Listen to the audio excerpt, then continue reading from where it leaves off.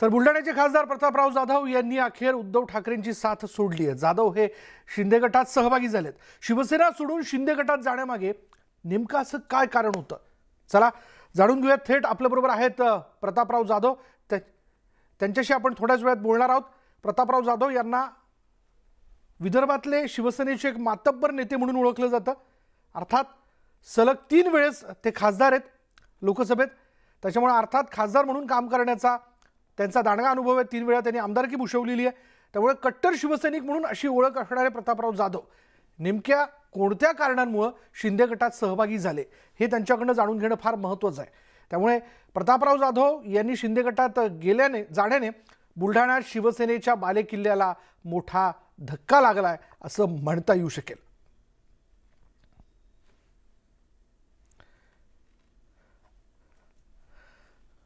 एक नाही, दोन नाही, तर तब्बल 12 खासदार जे आहेत ते शिंदे गटात सहभागी झालेले आहेत। आणि आता प्रतापराव जाधव शिवसेनेचे खासदार, जे बुलढाण्याचे खासदार म्हणून ज्यांची ओळख आहे, हे देखील शिंदे गटात सहभागी झालेले आहेत। त्यांच्याशीच आपण थेट बोलणार आहोत। प्रतापराव जाधवजी, मला थेट पहिला प्रश्न आपल्याला असा विचारायचा आहे की काय नेमकं कारण की आपण शिंदे गटात सहभागी झालात? काय झालेलं आहे की मी शिवसेनेचा मेंबर आहे। गेल्या जवळपास 36 वर्षात वाढवण्याचं काम मी स्वतः केलं। शिवसेना प्रमुख बाळासाहेब ठाकरे यांचे विचार गावागावापर्यंत, घराघरापर्यंत पोहोचून अनेक शिवसैनिक, शिवसेनेचे पदाधिकारी आम्ही तयार केले। आणि बाळासाहेबांनी जो आम्हाला मंत्र दिला होता, 80% समाजकारण आणि 20% राजकारण आणि प्रखर हिंदुत्व, या 2 गोष्टीमुळे आम्ही सगळे या शिवसेनेमध्ये प्रभावित होऊन गेलेलो होतो। पण मागच्या काळामध्ये महाविकास आघाडी झाल्यानंतर कुठेतरी आपण हिंदुत्वापासून थोडं बाजूला जातो आहोत का, अशी लोकांच्या मनामध्ये सुद्धा मोठ्या प्रमाणात शंका निर्माण झाली होती। समाजकारणामध्ये सुद्धा आम्ही कुठेतरी कमी पडताना त्या ठिकाणी दिसत होतो। आणि सत्ता असूनही सत्तेचा लाभ किंवा सत्तेचा फरक हा सामान्य शिवसैनिकाला मागच्या 2.5 वर्षात मला एक सांगा प्रतापराव जाधव, प्रत्येक खासदाराची एक वैयक्तिक खदखद आहे। केवळ हेच एक कारण आहे की आपण शिंदे गटामध्ये सहभागी झालात, किंवा अशी काही कारणं आहेत जी खरं तर या ठिकाणी तुम्हाला सांगावीशी वाटतील? जसं की संवाद नव्हता, शिवसेना पक्षप्रमुख किंवा मुख्यमंत्री भेटत नव्हते, अशी काही कारण आहेत? तुम्ही सांगितलेली 2 कारणं आहेत। त्याच्याही पलीकडे ज्यावेळेस महाविकास आघाडी झाली आणि राष्ट्रवादीनं आमचे पक्षप्रमुख उद्धवजी ठाकरे साहेब यांना मुख्यमंत्र्यासाठी पुढे आणलं, खऱ्या अर्थानं त्यावेळेसच राष्ट्रवादींनी आपला पुढचा हेतू त्यामध्ये सिद्ध करण्याला सुरुवात केली। त्याचं उदाहरण असं आहे की ज्या ठिकाणी आम्ही शिवसेनेचे खासदार, शिवसेना भाजप युतीचे खासदार आम्ही निवडून आलो, राष्ट्रवादीच्या उमेदवारांना पराभूत करून, त्या प्रत्येक जिल्ह्यामधले पालकमंत्री हे राष्ट्रवादीचे नेमले गेले। ज्या ठिकाणी शिवसेनेचे आमदार राष्ट्रवादीच्या उमेदवाराला पराभूत करून विजयी झाले, त्या पराभूत उमेदवाराला 2.5 वर्ष ताकद देण्याचं काम अजितदादा पवारांनी त्या ठिकाणी केलं। आणि म्हणून निश्चितच या सर्व शिवसेनेच्या जे काही आमदार असतील, खासदार असतील, यांच्या मनात ही भावना आली की राष्ट्रवादी ही शिवसेना संपवायला निघालेली आहे। आणि ते वारंवार पक्षप्रमुखांच्या लक्षामध्ये आणून देऊन सुद्धा त्या ठिकाणी दुर्लक्ष केलं गेलं, संवाद साधला गेला नाही। त्या ठिकाणी विकास कामाचा म्हणजे आमच्या कामाचा तर काही विषयच नव्हता। आणि या सगळ्या गोष्टीचा स्फोट म्हणजे हा परिपाक आहे सगळा।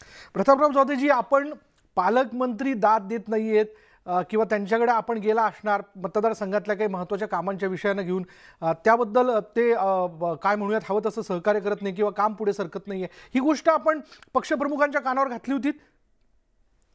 वारंवार म्हणजे अगदी प्रखर शब्दामध्ये मी त्या ठिकाणी पक्षप्रमुखाला सांगितलं होतं की बुलढाणा जिल्हा हा शिवसेनेचा बालेकिल्ला आहे। बुलढाणा जिल्ह्यामध्ये विधानसभेचे 2 शिवसेनेचे आमदार आहेत, 2 विधान परिषदेचे आमदार होते, 1 शिवसेनेचा खासदार या जिल्ह्यामध्ये असताना केवळ एकच आमदार राष्ट्रवादीचा निवडून आला। आणि त्याला मी स्वतः लोकसभेच्या निवडणुकीमध्ये 2दा पराभूत केलेला आहे। आणि मग अशाच लोकांना जर इथं पालकमंत्री नेमल्या जात असेल तर आमची कामं त्यांनी कोणती केलीच नाही। उलट शिवसेनेला त्रास देण्याचं काम केला, शिवसैनिकाला डिवचण्याचं काम केलं। शिवसैनिकाचे सरपंचावर अविश्वास असतील, सरपंचाला पदच्युत करण्याचा विषय असेल, आमच्या शिवसैनिकांच्या नातेवाईकांच्या बदल्या असतील, अशा छोट्या छोट्या गोष्टीपासून भयानक त्रास या जिल्ह्यामध्ये झाला. या जिल्ह्याचा खऱ्या अर्थानं 2.5 वर्ष मी विरोधी पक्षनेता म्हणूनच काम करतो. प्रतापराव जाधवजी, पक्षप्रमुखांच्या हे लक्षात येत नव्हतं का, किंवा लक्षात येऊन त्याला उमजू देणं म्हणतो ना, ते आजूबाजूची लोक होऊ देत नव्हती का? ही गोष्ट तुम्ही म्हणतात ती बरोबर आहे की त्या उद्धव साहेब मनानं अतिशय साधे आहेत आणि त्यांचा स्वभावही चांगला आहे, पण त्यांच्या भोवती जमा झालेली जी मंडळी आहे ती एकही मास लीडर नाही. म्हणजे कोणीही प्रत्यक्ष निवडणूक लढवलेली नाही किंवा जिंकलेलं नाही.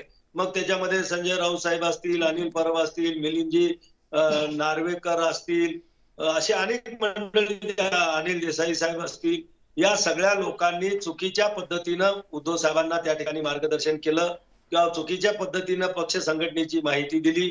2.5 वर्षात कुठेही पक्षातल्या कुठलाही जिल्हा प्रमुख असेल किंवा पक्षाचे लोकप्रतिनिधी असतील यांच्याशी कधी प्रत्यक्ष संपर्क साधला नाही. आणि तुम्ही सांगितल्याप्रमाणे भेटीगोटीचा तर काही विशेष नव्हता, कधी वेळच मिळत नव्हती. पत्र जरी आम्ही त्या ठिकाणी दिले, मी जवळपास खासदार म्हणून मागच्या 2.5 वर्षात 200 पत्र मुख्यमंत्री कार्यालयाला दिले. एकाही पत्राची पोच किंवा मेसेज मला आला नाही किंवा अमुक विभागाकडे आपलं पत्र दिलेलं आहे, तुम्ही तिथे जाऊन संपर्क करा किंवा पाठपुरावा करा. पण मग प्रतापराव जाधवजी, ठीक आहे, पक्षप्रमुख भेटत नाहीत, मग अशा वेळी आपण कोणाच्या कानावरती या सगळ्या गोष्टी घालत होतात? आपण या दरम्यान संजय राऊतांची भेट घेतली होती का, किंवा आपण एकनाथ शिंदेना भेटायला जात होतात का? मी तुम्हाला सांगतो, एकनाथ शिंदे साहेबांची माझी काही फारशी भेट नाही झाली, पण आम्ही लोकसभेचे खासदारांची अधिवेशन काळामध्ये दर बुधवारी 1 तासाची पक्ष बैठक त्या ठिकाणी पार्लमेंटच्या कार्यालयामध्ये असायची. त्यावेळेस संजय राऊत साहेब असतील, अनिल देसाई असतील, विनायकजी राऊत असतील, गजाभाऊ कीर्तीकर असतील, हे 4 नेते आमच्या लोकसभेमध्ये राज्यसभेमध्ये त्या ठिकाणी आहेत. वारंवार यांच्या कानावर या गोष्टी टाकल्या की आपली पुढची रणनीती काय, आपण कोणाला सोबत घेऊन आपण पुढच्या निवडणुका लढणार आहोत. जर राष्ट्रवादी सोबत आपण लढणार असू तर हे राष्ट्रवादीचं जे काही छुप कारस्थान चाललेलं आहे शिवसेना संपवण्याचं, आणि शिवसेनेचे ज्या ठिकाणी लोकप्रतिनिधी आहेत त्या ठिकाणी राष्ट्रवादीची ताकद वाढवण्याचं, हे कुठंतरी थांबवा आणि पुढच्या निवडणुका जिंकण्याच्या हिशोबानं आपल्या पक्षानं सुद्धा स्ट्रॅटेजी आखली पाहिजे, असं आम्ही वारंवार त्या बैठकीमध्ये बोलत होतो, पण त्याचं उत्तर आम्हाला मिळत नव्हतं. पण मग यावरती खुद्द संजय राऊत यांची काय प्रतिक्रिया असायची? संजय राऊत साहेबांनी कधी याच्यावर प्रतिक्रिया नाही, ठीक आहे पाहू बोलतो असं जरतरच्या याच्यामध्ये त्यांची त्या ठिकाणी उत्तरं आली. आणि मला तरी असं वाटते की राऊत साहेब हे शिवसेनेचे कमी आणि राष्ट्रवादीचे जास्त प्रवक्ते होते, उद्धव साहेबांबद्दल कमी आणि शरद पवार साहेबांबद्दल त्यांची निष्ठा त्यांच्या बोलण्यातून, वागण्यातून आणि कृतीतून आम्हाला जास्त दिसत. प्रतापराव जाधवजी, विठ्ठलाचे नेमके बडवे कोण मातोश्रीवर? मी तुम्हाला सांगितलं, हे बडवे म्हणजे त्यांच्या आजूबाजूला राहणारे जे आहेत. मग त्याच्यामध्ये संजय राऊत असतील, अनिल देसाई असतील, विनायक राऊत असतील, त्यांच्या बाजूला असणारे अनिल परब असतील, सुभाष देसाई साहेब असतील. की अनेकदा सुभाष देसाई साहेबांकडे आम्ही जे संघटनेचे कामं घेऊन जायचे की जसं शिवभोजन आहे, शिवसैनिकाला शिवभोजन मिळालं पाहिजे, विविध सहकारी समित्यावर आपल्या लोकांच्या नियुक्त्या झाल्या पाहिजे, राष्ट्रवादीचे लोक आम्हाला त्रास द्यायला लागले, त्यावेळेस एकदम लगेच सुभाष देसाई साहेब झटकून हे महाविकास आघाडीचं सरकार आहे, तुम्ही मित्र पक्षाबद्दल माझ्याजवळ काही बोलू नका. असं बोलल्यानंतर आम्ही लोक नामोहरण होऊन त्या ठिकाणी चूप बसायचो. आणि कुठेही आमच्या शिवसैनिकाला आम्ही 2.5 वर्षात आमचा मुख्यमंत्री असतानाही न्याय देऊ शकलो नाही, ही खऱ्या अर्थानं आमची खंत.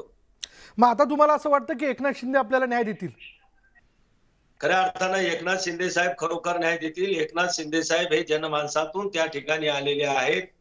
अगदी त्यांनी आमच्यासारखे शिवसैनिक, आनंद दिघे साहेब गेल्यानंतर शिवसैनिकांना जमा करून त्यांनी हा पक्ष त्या ठिकाणी वाढवला, कार्यकर्ते सांभाळले. आणि खऱ्या अर्थानं मी तर म्हणतो की एकनाथ शिंदे साहेबांचं तुम्हाला अनुभव येईल, जो माझा अनुभव आहे की नायक चित्रपटामधला जसा मुख्यमंत्री होता 1 दिवसाचा, तसा कुठल्याही गोष्टीला तात्काळ न्याय देणारा मुख्यमंत्री खऱ्या अर्थानं आता महाराष्ट्रामध्ये त्या नायक चित्रपटातल्या मुख्यमंत्र्यासारखा मुख्यमंत्री भेटलेला आहे. असं देखील लक्षात येतंय किंवा काही खासदारांकडून म्हटलं जाते उघडपणे की सभागृहात हवा तेवढा बोलण्याकरता वेळ मिळणं किंवा बोलण्याची संधी मिळणं याबद्दल कधीही चर्चा होत नव्हती किंवा तशी संधी मिळाली नाही. आपल्या बाबतीतही तसंच घडलं का? आता मी तुम्हाला सांगतो, मी सुद्धा शिवसेनेतला एक सिनियर खासदार, 3 वेळा मी खासदार आहे, 3 वेळा मी आमदार होतो, मंत्री होतो.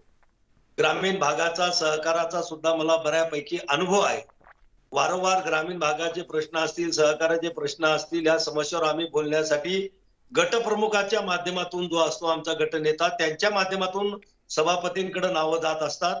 वारंवार आम्ही आमची नावं द्यायचो. आमच्या समोर आमचं नाव बोलण्यासाठी 1 नंबरवर टाकलं जायचं आणि प्रत्यक्षात सभागृहामध्ये जाऊन बसलं की त्या ठिकाणी फक्त विनायक राऊत आणि अरविंद सावंत हेच दोघं त्या ठिकाणी बोलायचे. आमच्या पक्षाला जो काही वेळ लोकसभेमध्ये मिळायचा त्यातला 70-75% वेळ या दोघांनीच त्या ठिकाणी घेतलेला आहे. आम्हाला त्या ठिकाणी बोलायला फारशी संधी या लोकांनी कधी दिलीच नाही. मला नाही, कोणत्याच ग्रामीणच्या खासदारांना दिली नाही. प्रतापराव जाधवजी, शिवसेनेमध्ये उभी फूट पडण्यापाठीमागे जबाबदार कोण कोण कारणीभूत आहे? एक तर उद्धव साहेबांच्या भोवती असणारी ही चांडाळ चौकडी, की ज्यांना जनमानसाचा आवाज माहित नाही, जनमानसाची मनं माहित नाही, त्यांच्या समस्या आणि अडचणी त्या लोकांना कधी समजत नाही. फक्त त्या ठिकाणी जाऊन हुदरेगिरी करणं, पुढे पुढे राहणं.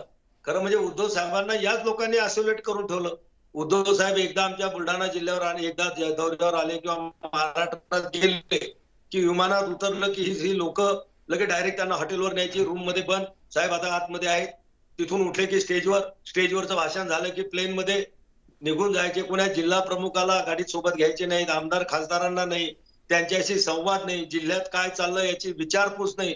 या अनेक तक्रारी लोकांच्या होत्या. आणि हा एवढं मोठं जे बंड झालं, तुम्ही बघा, जवळपास 55 पैकी 40-42 आमदार एकनाथ शिंदे साहेबांसोबत गेले आणि 18 पैकी आता 12-13 खासदार, 14 होऊ शकतात.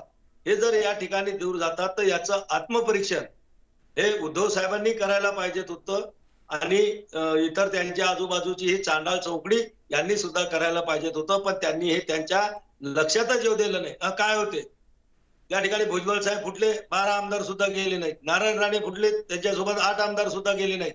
एकनाथ शिंदे साहेब जाऊन किती आमदार नेतील? 10-15 नेतील आणि त्याच्यामुळे ते डिस्क्वालिफाय होतील. आपल्याला काही होणार नाही.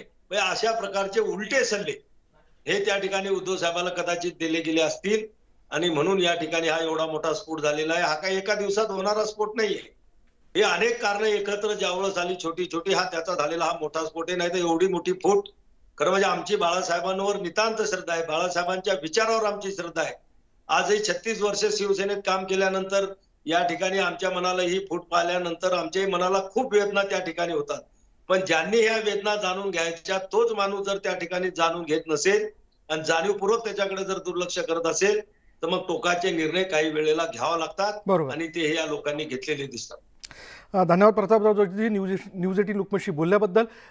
आपण मनाने शिवसैनिक आहात, शिवाय राजकारणी म्हणून आतापर्यंत काम करण्याचा आपला अनुभव दांडगा आहे. आपण आपली एक स्वतंत्र वाट निवडलेली आहे, त्यामुळे